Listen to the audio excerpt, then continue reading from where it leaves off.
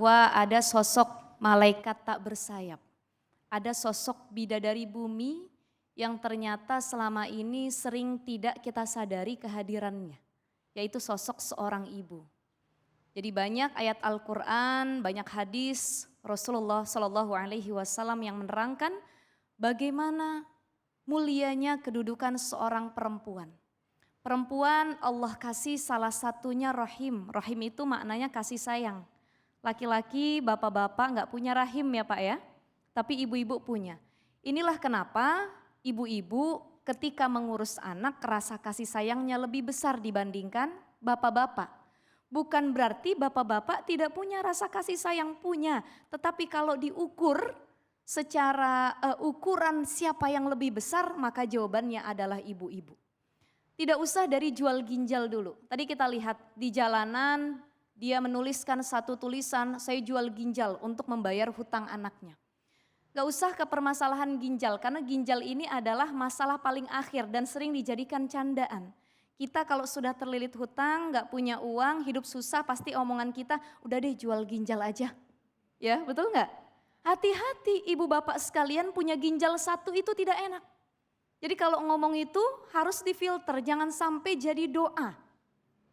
Saya punya mertua, Mas David, Ustadz, belum lama 2 bulan yang lalu habis operasi pengangkatan ginjal.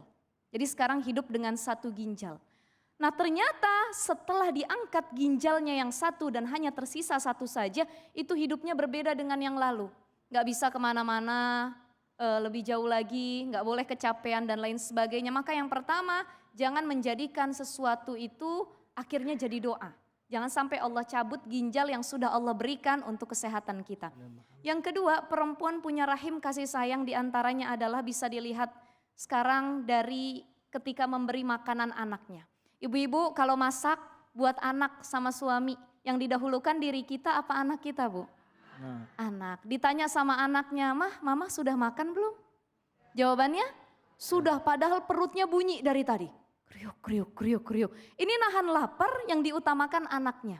Ketika anaknya pengen nambah dan kita punya bagian, dikasih atau tidak? Dikasih. Saya pengen tanya sama bapak-bapak, bapak-bapak lagi makan enak, anak minta, dikasih apa enggak? Enggak. Itu bedanya bapak-bapak sama ibu-ibu ya. Nah ibu-ibu apapun dikasih, termasuk ginjal. Nah ginjal itu udah hal yang paling krusial, paling inti sekali. Dari mulai makanan, minuman, kasih sayang dan lain sebagainya. Kalau ada yang bisa dikasih kata seorang ibu, sekalipun nyawa saya itu saya kasih.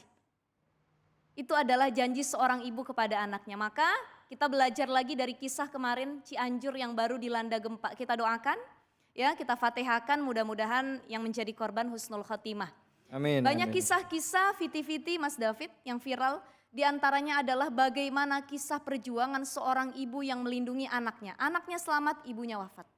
Bahkan ditemukan satu video penemuan seorang ibu yang bentuknya seperti sujud padahal di dalam sujudnya itu sedang melindungi anak balitanya yang selamat, ibunya meninggal tertimpa reruntuhan.